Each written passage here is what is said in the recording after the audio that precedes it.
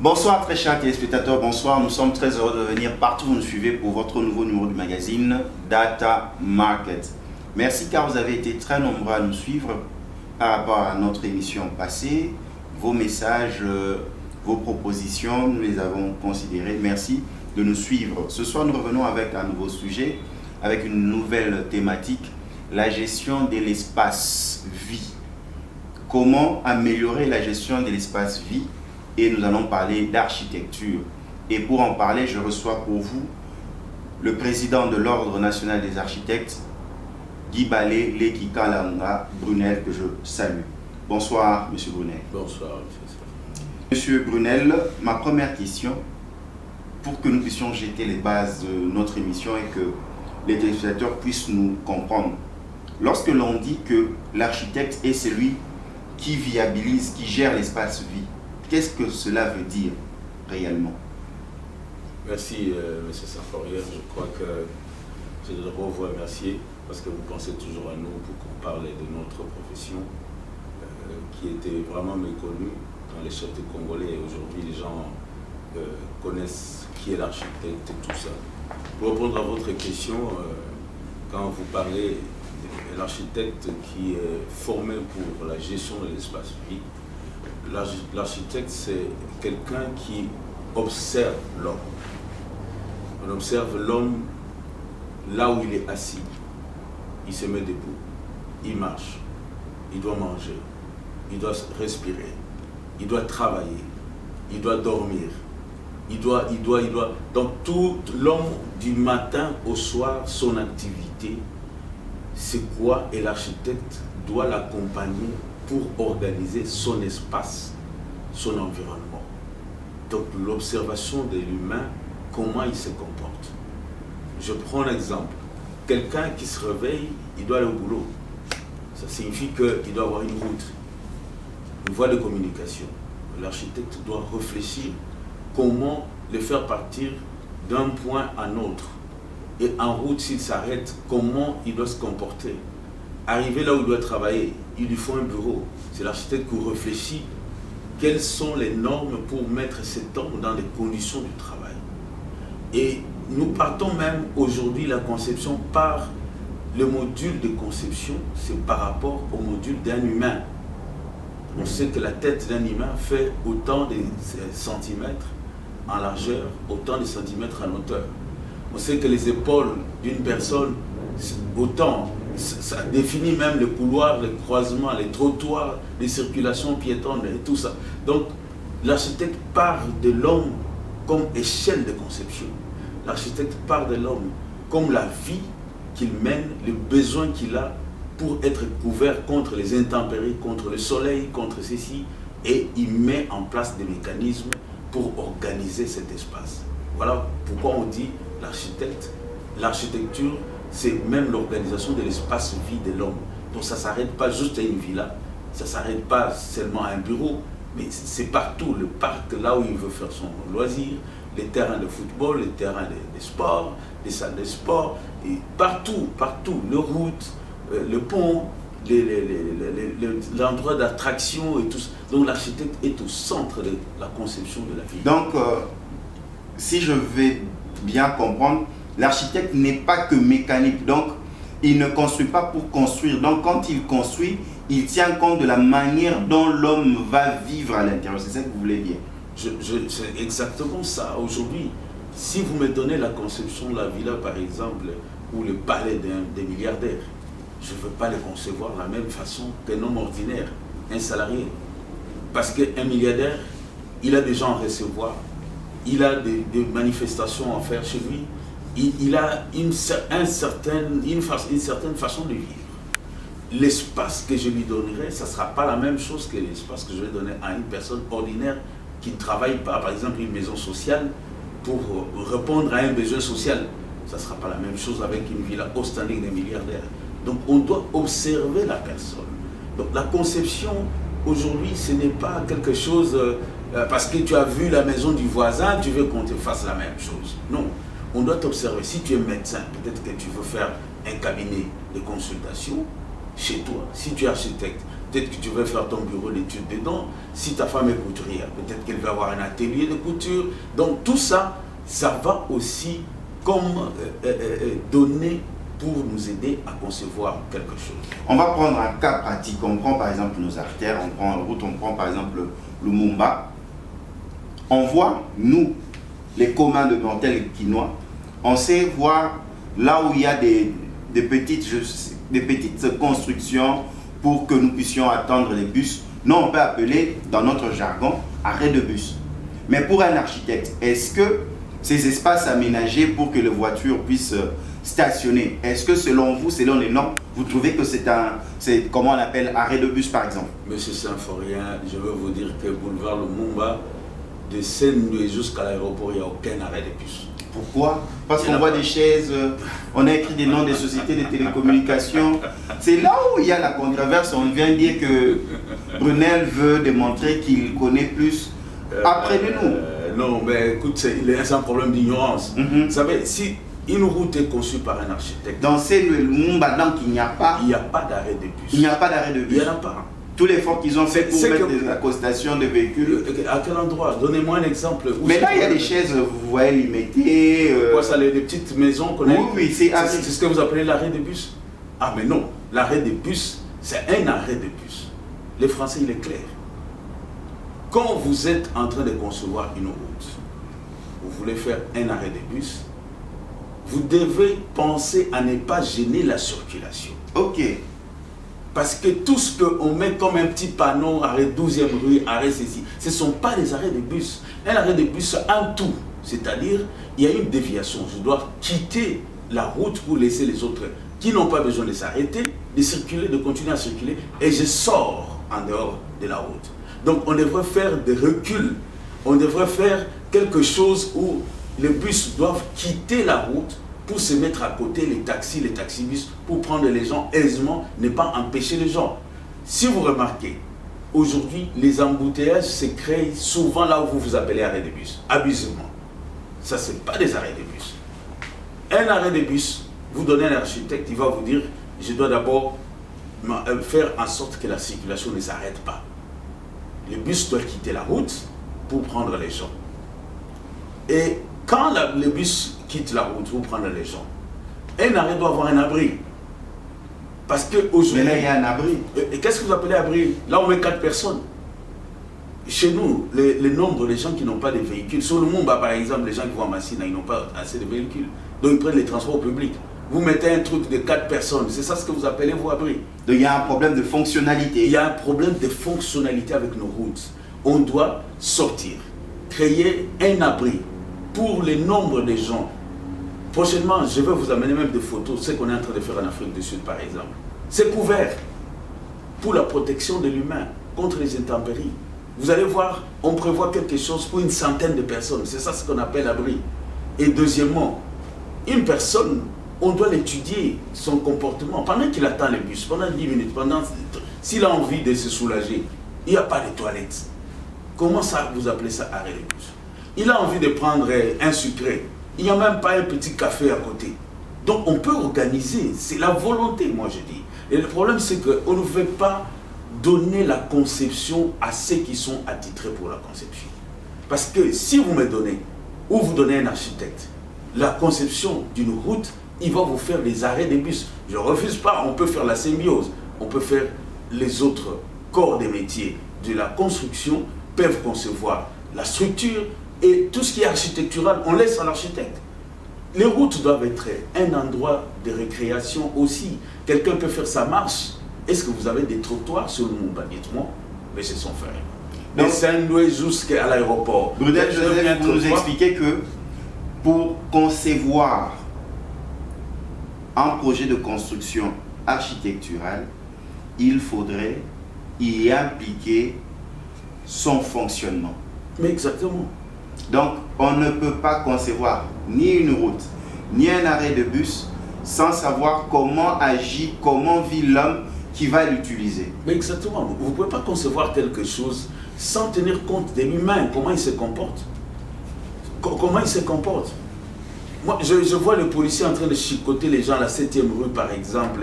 On bouscule les chauffeurs taxi-bus. Mais les pauvres, où est-ce qu'ils vont mettre des véhicules? Parce que vous ne les avez pas créés. Déjà, la 7e rue, c'est qui crée l'embouteillage.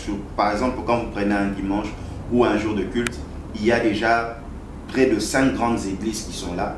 Et quand ces flux d'hommes, de chrétiens sortent de leurs églises, donc c'est un monde fou. Donc tout ça, il fallait y penser, en tenir compte lorsqu'on faisait cette route et les arrêts de bus aussi. Vous savez, les Symphoriens, il y a un autre problème aussi dans la conception de tout ce qu'on met dans la ville et tout ça. Je suis d'accord qu'on est en train d'aller vers la modernisation, on doit mettre des nouveaux équipements et tout ça. Mais il y a un aspect qu'on oublie. Vous ne pouvez pas concevoir quelque chose de nouveau sans la vulgarisation. Très bien. Toute cette masse qui sort, mais il y a des passerelles à la 7e rue. Il y a des passerelles à la 1er rue. Mais qui sont rarement utilisées. Mais est-ce que vous avez vulgarisé, vous avez montré à ces gens-là comment utiliser ça? Parce que c'était quelque chose de nouveau pour eux. Ils ne savent pas, ils sont habitués à traverser la route. Vous voulez mettre des passerelles? Faites d'abord des émissions. Faites la vulgarisation. Parlez. Vous avez vu sur le boulevard Lumumba, quand on a agrandi le boulevard, il y a eu trop d'accidents. Quand on a commencé pour marquer les routes pour la première fois. C'est le cas avec Bandal aussi. Il y a eu trop d'accidents. Mais quand on a pris les comédiens qui ont commencé à montrer aux gens, un piéton ne peut pas traverser là où il n'y a pas le marquage piéton, un piéton ne peut pas. Vous avez vu que ça a baissé. Il faut la vulgarisation. Tout à fait. Le problème avec nous avons deux problèmes, et c'est sans forêt, dans les équipements et les infrastructures. Dans notre pays, il y a manque d'information, de la vulgarisation de la population sur les nouveaux équipements qu'on est en train de faire. Deuxièmement, il y a un problème de la maintenance. Très très bien. Ça, c'est vraiment les deux choses pour lesquelles, parce que quand on fait un projet, un business plan d'un projet, on ne doit pas s'arrêter seulement à construire. La vulgarisation doit entrer dans les projets. La maintenance, on doit faire tout un programme de maintenance après. Mais ici, aujourd'hui, c'est quoi? Bon, construisons, boum, boum, boum, c'est fini. On a accompli un programme de 5 ans, de 10 ans, c'est fini. Il n'y a aucun programme, il n'y a aucun service de maintenance. Et ça pose problème.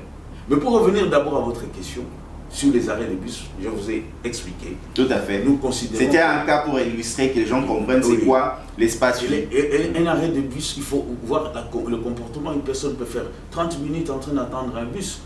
Il a besoin de prendre un sucre, il a besoin de se soulager, il a besoin de s'abriter quand il y a la pluie, quand il y a le soleil. Donc il faudrait tenir compte de tout ça pour dire qu'on a créé les arrêts de bus. Et c'est pas trop tard, ça peut se faire. Ça peut se faire. Ouais.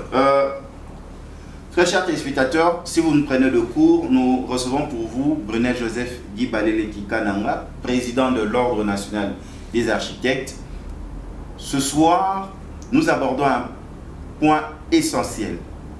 Chaque œuvre architecturale, que ce soit route, cimetière, pont, arrêt de bus, maison, villa, immeuble, tout ce que vous voulez, est conçu pour des êtres vivants.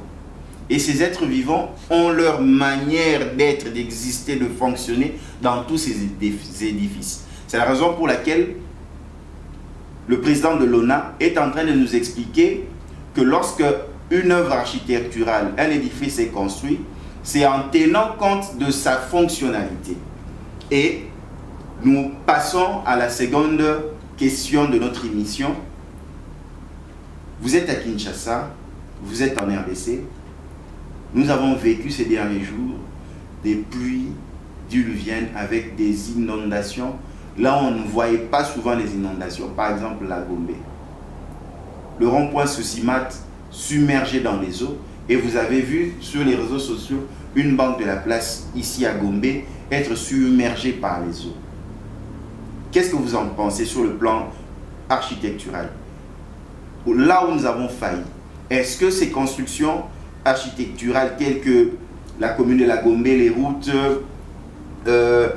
l'évacuation des eaux, tenaient compte de cette situation ou bien on avait oublié? Bon, vous savez, M. Symphorien, le problème des inondations, c'est un problème complexe.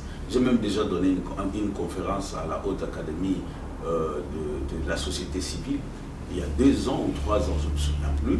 J'ai parlé de ça et j'avais prévenu que les années qui viennent, ça sera encore pire. Je crois que quand nous nous parlons, les gens pensent que nous venons ici pour nous étaler ou pour faire notre publicité ou faire notre marketing. Mais nous sommes des experts en la matière. Et on a aujourd'hui des centaines des architectes, des urbanistes autour de nous, des ingénieurs qui sont dans l'ONICIF. Je crois qu'il faudrait que le gouvernement ouvre quand même les oreilles, nous écouter une fois pour toutes. Sinon, on est en train de partir à un moment donné dans cette ville de Kinshasa. Quand il pleuvra, ça sera comme la neige au Canada. Quand elle s'énerve, personne ne peut sortir, ou sinon, tout le monde doit acheter sa pirogue pour commencer à circuler dans la ville de Kinshasa. Nous avons prévenu que les services d'urbanisme doivent mettre de l'ordre. Il y a des gens qui construisent sur des égouts publics. Il y a des gens qui construisent sur les baies des rivières. Parce que nous sommes inondés par des rivières dans notre pays. Et il y a aussi ce problème de salubrité qui est un problème, je ne sais pas comment il faut encore parler sur ce problème de salubrité. Parce que quand vous regardez les ponts de Kalamou par exemple, le pont de Makelele, le pont de la rivière Gombe, quand il pleut, ben vous pouvez marcher sur les sachets et sur le plastique. C'est vraiment l'agrandissement des ponts. Vous trouvez un tas de plastique, un tas d'immondices, un tas de ceci. On devrait avoir une politique de la salubrité. On devrait exproprier tous les gens qui ont construit sur des égouts publics, sur les caniveaux et sur les rivières.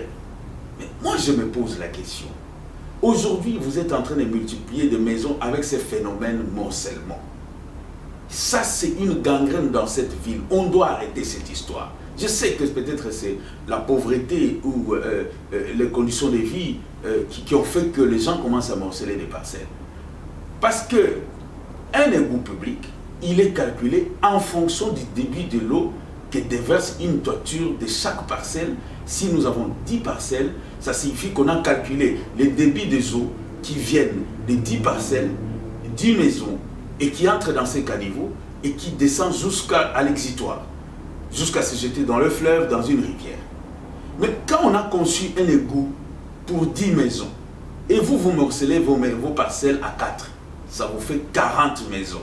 Mais l'égout est resté de la même taille.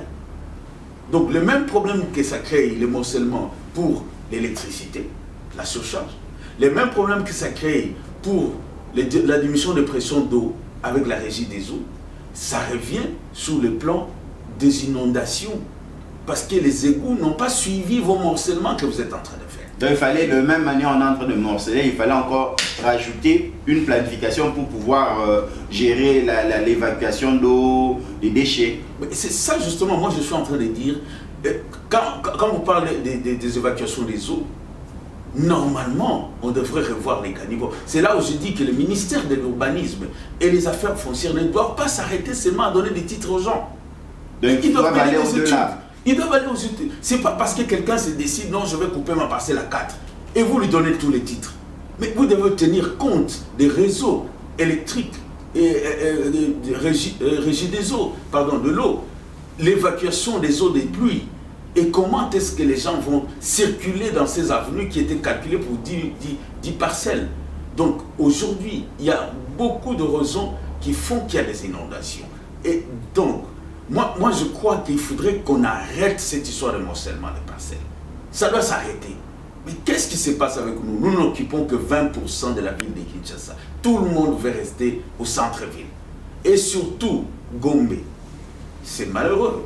Moi, j'ai grandi à Gombe. J'ai passé un bon temps de ma vie à la Gombe. On n'a jamais connu ces phénomènes d'inondation d'eau. Parce qu'aujourd'hui, tout le monde veut rester à Gombe. Au point où les gens vont construire sur la rivière Gombe, ils vont construire sur les petites rivières AGB, ils vont construire à gauche, à droite, ils vont construire. Et vous allez voir, ces gens-là, ils ont des titres. Je crois qu'avant de donner un titre à quelqu'un, chaque fois qu'on paye les frais des enquêtes des techniciens, ces techniciens, ces inspecteurs viennent faire quoi sur les sites? Il y a un problème d'études. Donc, je vous dis, il y a un problème dans tous les services. Il y a un problème dans tous les services. Le cadastre vous délivre les titres comme un morceau de pain. L'urbanisme donne des permis de construire n'importe comment. Et celui-ci, il fait le morcellement, celui-ci fait cela. Et aujourd'hui, nous avons un sérieux problème pour la gestion des déchets. Vous voyez que partout on a mis des décharges, c'est devenu des poubelles publiques. Je ne sais pas s'il faut appeler ça, c'est la décoration de la ville de Kinshasa. Ce sont des nouvelles décorations, mais je crois que la décoration donne quand même la vie. Elle ne donne pas la mort. Mais ce qu'il est en train de donner, si vous passez là-bas, vous respirez pendant 30 minutes, vous pouvez être asphyxié. Il y a la pollution de la ville. Il y a la pollution. Et nous devons maintenant... Moi, je crois qu'il faudrait que le gouvernement organise des états généraux ou un forum national sur tout ça. Les phénomènes d'inondation, les phénomènes des érosions. Et il faut que les gens réfléchissent, qu'on arrête, celui-ci sort là-bas dispersé, l'autre sort là-bas dispersé, avec son programme tel, avec son... Non, il faudrait qu'on fournisse un effort, qu'on fasse un forum où on va prendre des résolutions, alors qui seront appliquées, qui ne vont pas être dans les placards des gens. S'il faut casser la maison de qui que ce soit qui est citoyen congolais. Parce que ça, c'est un problème aussi, ça, Faurier. Un sérieux problème. Dans notre pays, il y a des gens qui sont intouchables. Il y a des gens qui sont intouchables. Quand c'est un citoyen simple... Mais heureusement, nous sommes dans l'état de droit. Oui, ben, vous savez, aujourd'hui, je me souviens à l'époque, quand les gens ont commencé à distribuer les parcelles en face du stade des Martyrs, tout de suite, les tracteurs est passé pour casser. Mais il y a des maisons, des gens qui sont sur les routes, sur les égouts. Aucun tracteur ne passe là-bas pour casser. Parce que ce sont des intouchables. Moi, je crois qu'il faudrait que les collaborateurs des chefs de l'État, avec sa nouvelle vision de faire partir cet esprit d'impunité et de boulonner ces systèmes et que l'on puisse mettre un service en place ou qui existe déjà, utiliser les services qui existent pour mettre un peu de l'ordre. Nous recevons pour vous Brunel Joseph Guy Balé Lekikananga, président de l'Ordre national des architectes. Avec lui, nous sommes en train de parler l'architecture en tant que gestionnaire de l'espace vie. Tout projet de construction doit tenir compte de l'espace vie. Donc, selon vous, le déchet aussi pose problème et cause aussi ces inondations. Les déchets, c'est la cause majeure. Je crois même que c'est ce qui va boucher. Parce que nous, déjà, on n'a pas une politique de maintenance de tout ce que nous avons comme égout. Je pose la question, et j'ai posé cette question hier à certains amis avec qui j'étais. Depuis 2010, cinquantenaire, on a construit boulevard Lumumba. Dites-moi quel est le jour où vous avez vu qu'on a ouvert tous les caniveaux en train de faire le curage. C'est aussi un problème de maintenance. Alors maintenant qu'on ne fait pas déjà le curage, et que les déchets sont à la merci, l'eau quand ça vient, ça traîne tout. Ça fait entrer ces déchets, ça va boucher. Donc il faut mettre tout un programme en place. Il faut vraiment mettre tout un programme. Chacun dans son domaine pour résoudre ces problèmes.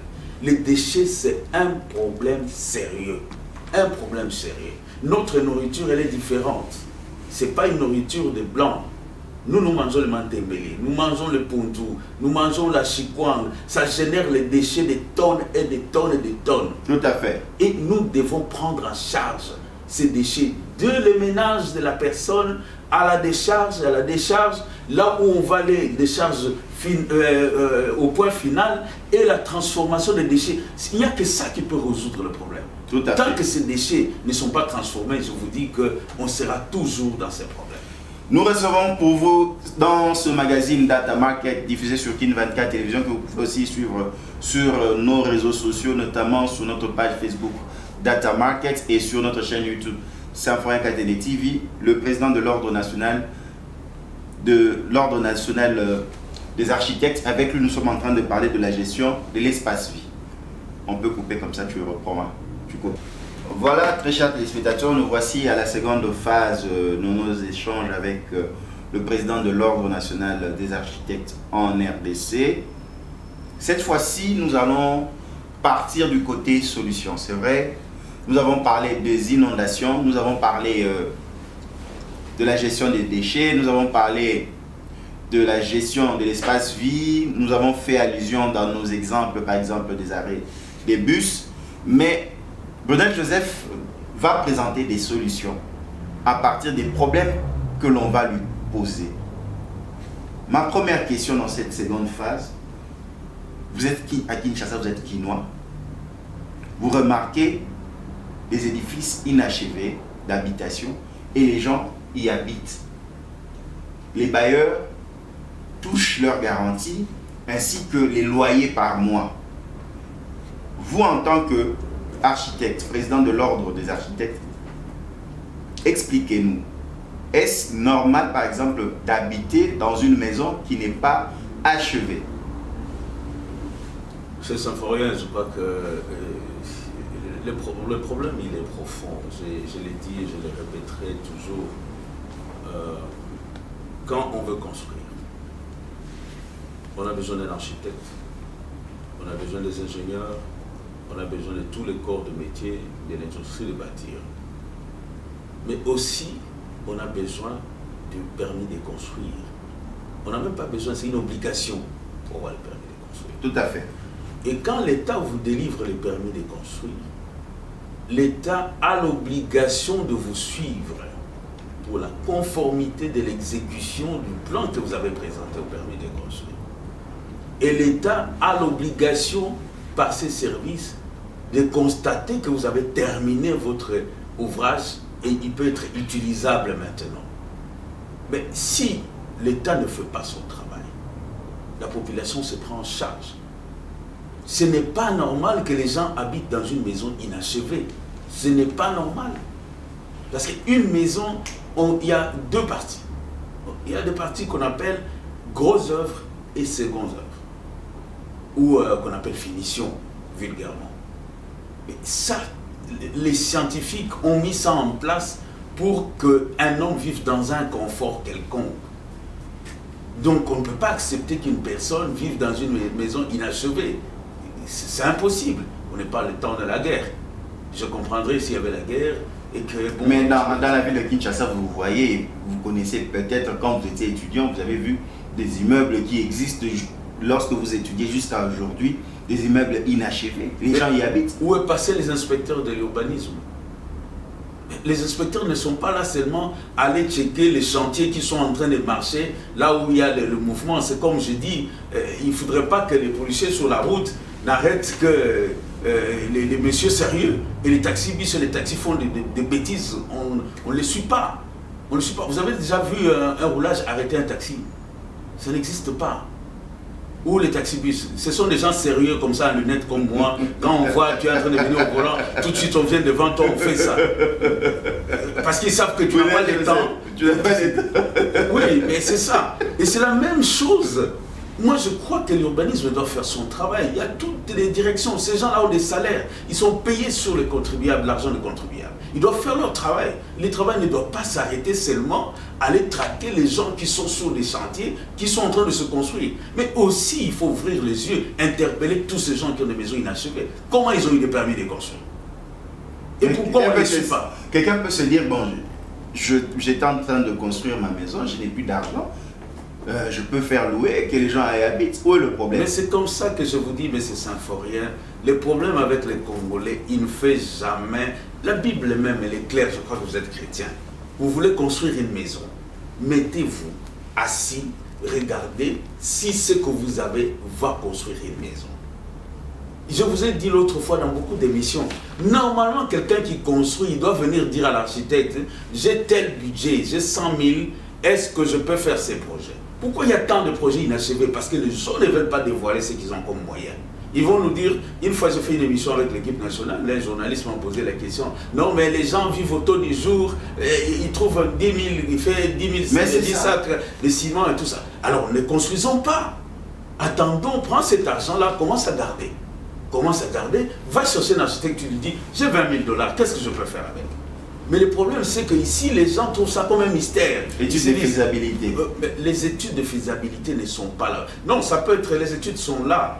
Peut-être que les gens sont de bonne foi, mais il attend un COP quelque part pour construire. Non, la construction, c'est pas ça.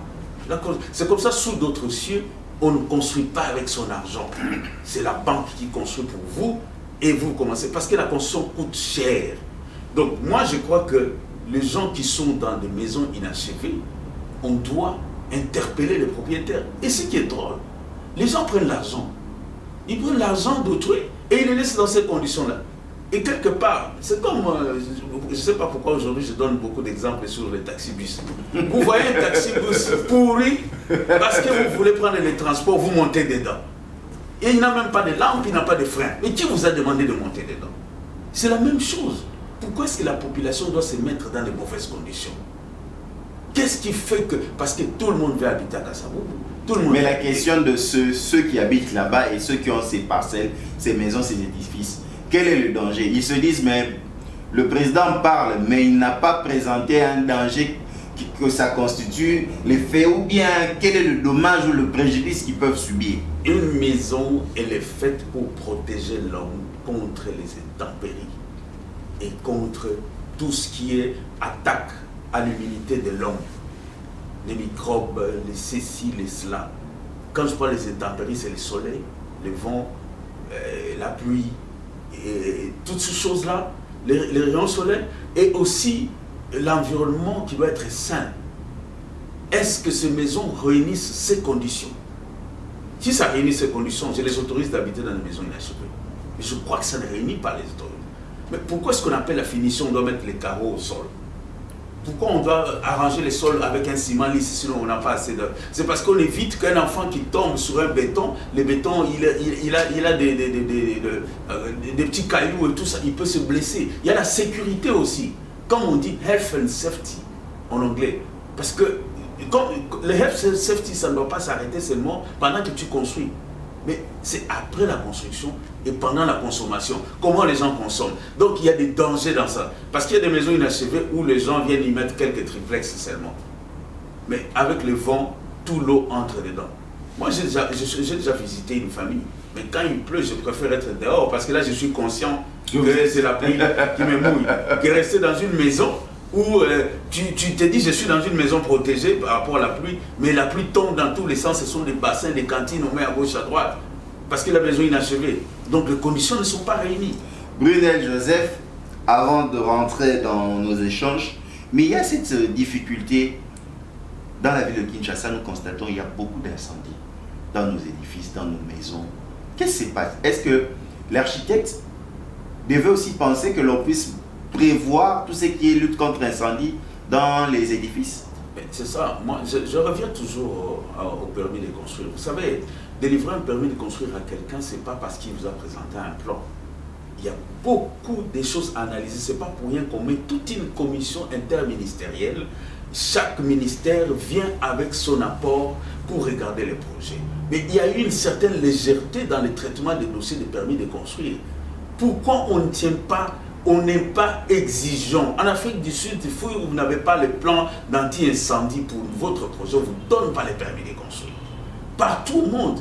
Mais pourquoi ici, on ne peut pas exiger? Nous avons la police anti-incendie, mais elle doit travailler. Mais il faut lui donner du travail. Et quand la police anti-incendie vient dans les projets, est-ce qu'on les écoute? Ou on passe outre leurs avis? On a des grands techniciens. Moi, j'ai parlé avec ces gens de la police incendie.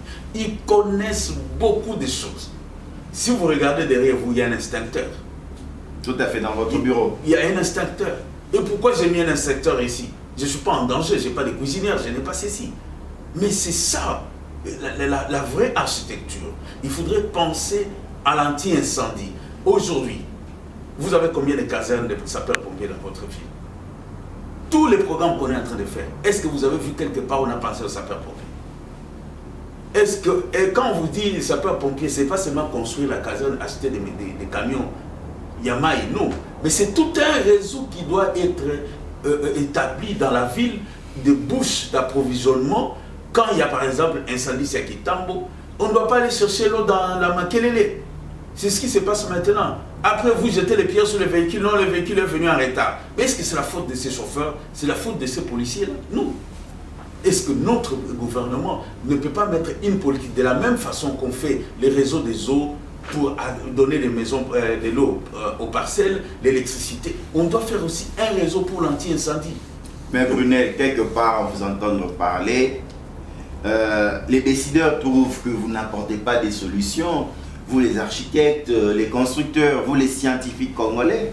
C'est la raison pour laquelle les décideurs s'en vont à l'étranger, vous amenez des spécialistes japonais, russes, américains, français, parce qu'ils se rendent compte que Que ce soit dans les transports dans les entreprises de construction, nationales comme privées, ce sont des Congolais. On leur a donné, ils ont construit des routes sans tenir compte des arrêts de bus. Vous construisez sans tenir compte des anti-incendies. Vous faites ceci, toujours les architectes congolais, toujours les constructeurs congolais. Et là, les décideurs s'en vont chercher les Japonais, les Russes, les Américains. C'est faux. Tu commences à me provoquer, mais on va y aller. On constate, parce qu'on constate, on se dit, mais finalement...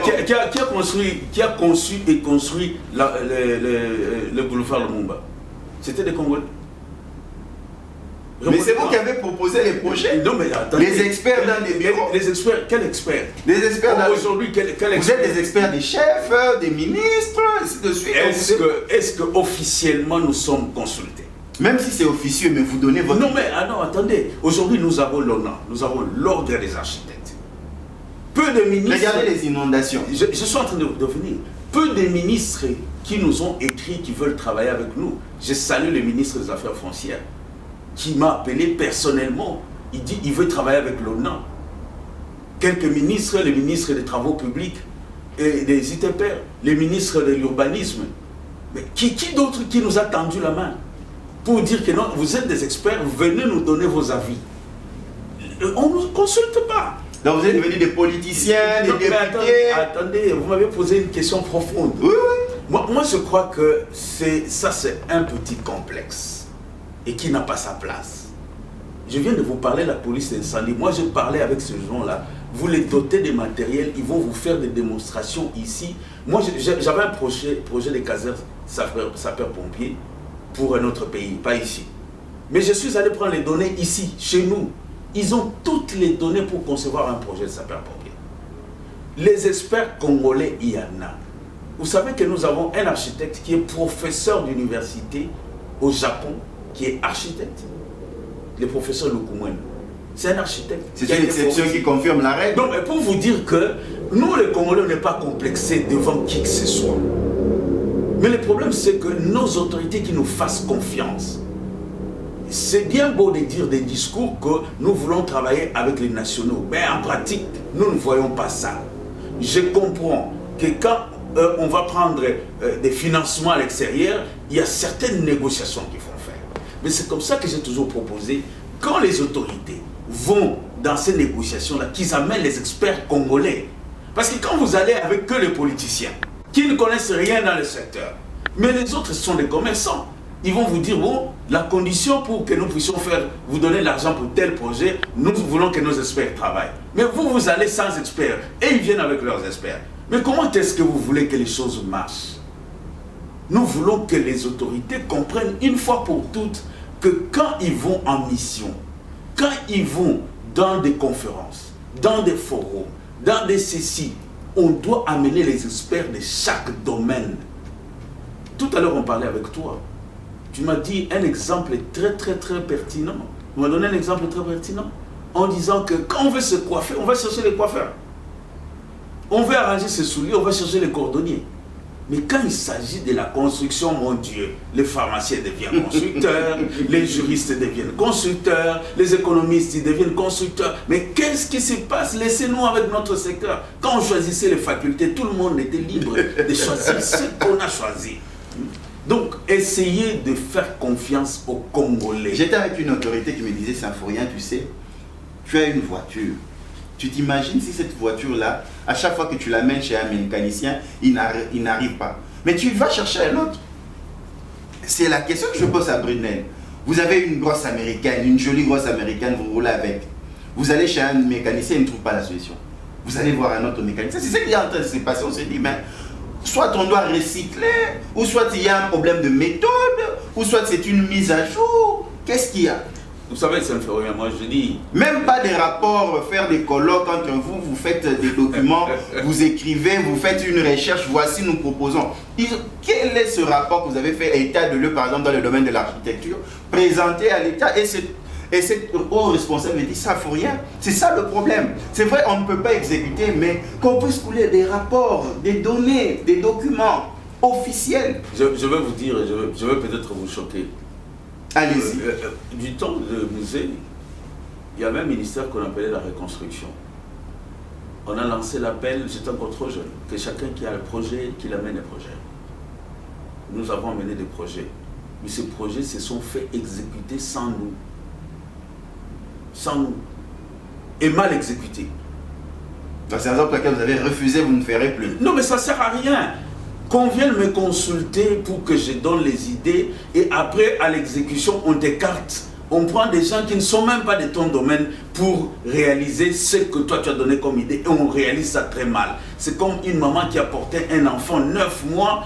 À l'accouchement, vous prenez son enfant, vous donnez une autre maman, elle reste le même. Mais après, aller pour dire qu'ils ont mal exécuté.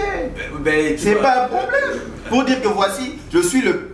Il y a plusieurs structures qui existent pour prouver de la paternité d'un projet ou d'un document scientifique.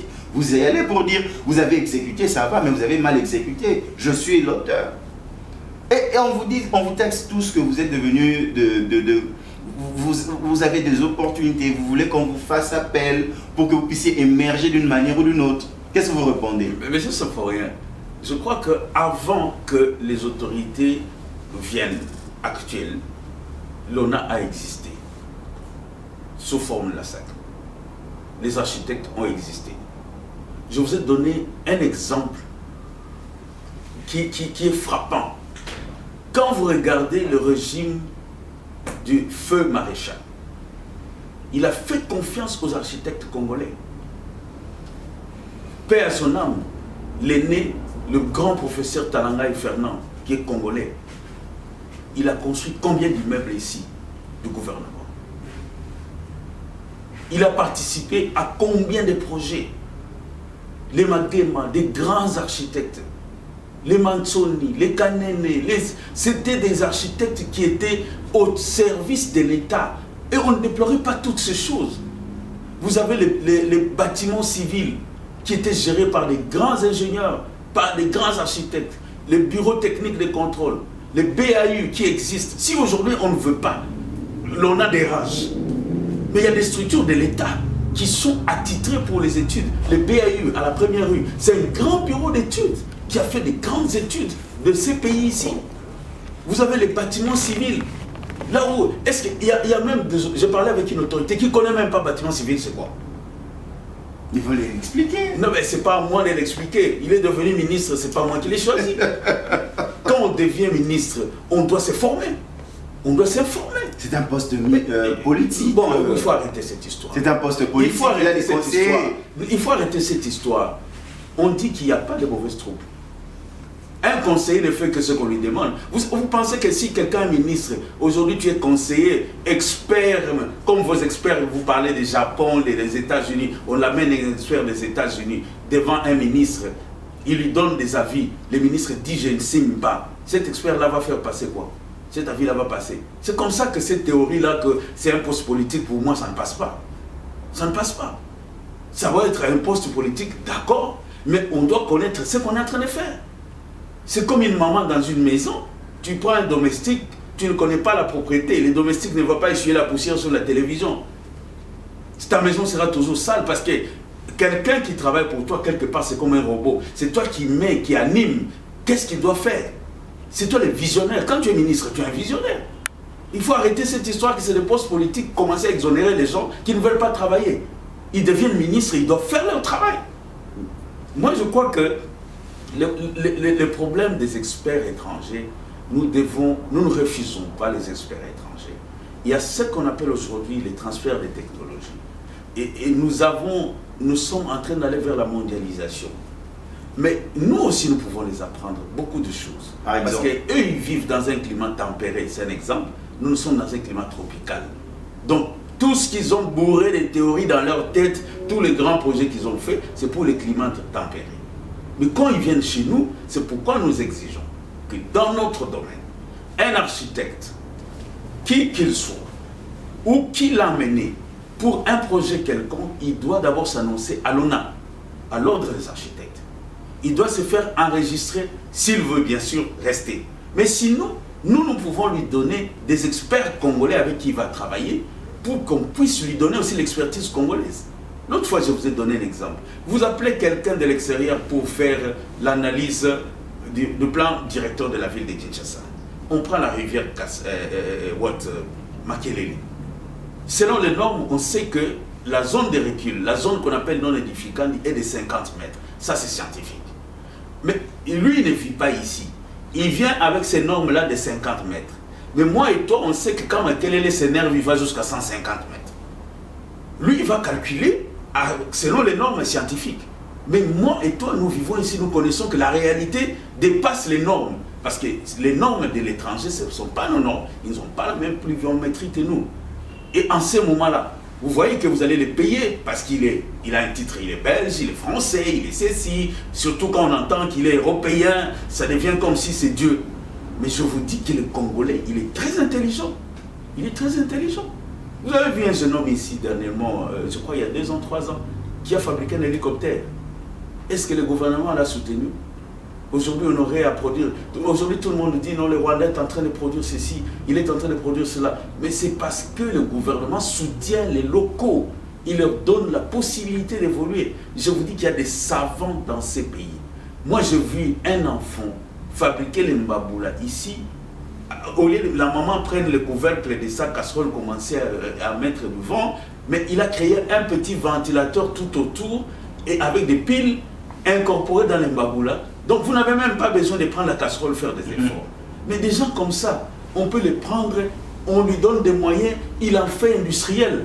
On a fait toute une industrie. Donc je crois, mais ce ne sont rien, qu'on s'entende bien pour cette histoire des experts étrangers. Nous avons besoin d'eux pour les transferts des technologies, mais la base... Mais pas pour prendre votre place. Non. Et qui reste chez eux. Et pourquoi est-ce qu'on doit mettre toute une école internationale d'architecture ici sur 24 pour aller chercher encore les architectes dehors? Pourquoi? La valeur ajoutée, le plus.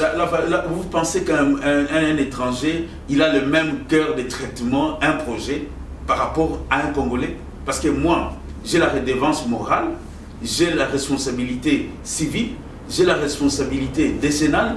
Je me dis que si ces bâtiments demain posent problème, j'ai mes enfants ici, j'aurai mes arrière-enfants ici.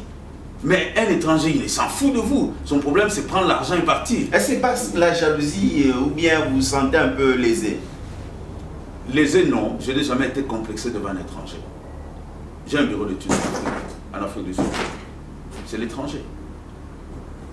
Je travaille, mais je respecte les conditions, les règles des jeux là-bas. Eux aussi doivent respecter les règles des jeux. Qui respectent la réciprocité, j'en parle tout le temps. Celui qui veut construire, c'est nous. Qu'il soit sûr que chez eux, un Congolais aussi peut les construire. Mais que les autorités aussi nous aident pour cette histoire. Mais c'est la loi qu'eux-mêmes. Moi, je n'ai jamais été au Parlement, je ne sais même pas ni d'Adam ni d'Ève, qu'est-ce qui se passe là-bas. Ni au Sénat, je n'ai jamais été là-bas. Mais c'est eux qui nous ont donné cette loi-là. Et ça a été couronné par un chef de l'État. Mais aujourd'hui, on va empiéter sur la loi qu'il y a dans ces pays ici. Et avec ça, vous dites que... Parce qu'il n'y a pas de solution. On dit peut-être dans 10 ans, 30 ans, l'ONA sera fort. Entre-temps, on amène des gens pour renforcer. Ça n'engage que vous. Ça n'engage que vous. L'ONA a déjà été fort avant, depuis les Belges. Depuis les Belges. Les Belges ont laissé l'ONA entre les mains des Congolais. Nous avons le doyen Mukwanga, un architecte qui était le premier président des architectes noirs, vers les années 70. Donc ce n'est pas aujourd'hui que l'ONA existe. Donc il ne faudrait pas qu'on nous raconte des histoires. Les architectes ont été formés ici depuis les années 69. Les architectes noirs, ils sont vivants. Les doyens Mukwanga, si vous voulez, un jour d'ailleurs, on va organiser une émission, je vais l'associer. Comme ça, vous allez comprendre que nous avons des baobabs ici. Je vous ai donné l'exemple du professeur Kanene. Mais c'est un grand urbaniste qui est consulté, qui a été même à l'ONU Habitat, qui connaît les données de l'urbanisme de cette ville dans sa tête. Des gens comme ça, pourquoi on ne les consulte pas? Pourquoi on ne les consulte pas? On a des grands professeurs ici, on a des grands géographes, on a des grands géologues, on a des grands ingénieurs, on a ceci.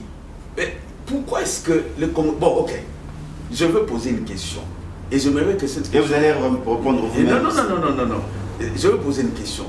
Pourquoi est-ce que, comme les Congolais ne font rien, pourquoi on ne prendrait pas tous les ministres qui sont dans les gouvernements, on les enlève, on va chercher les experts ministres en Belgique, en France.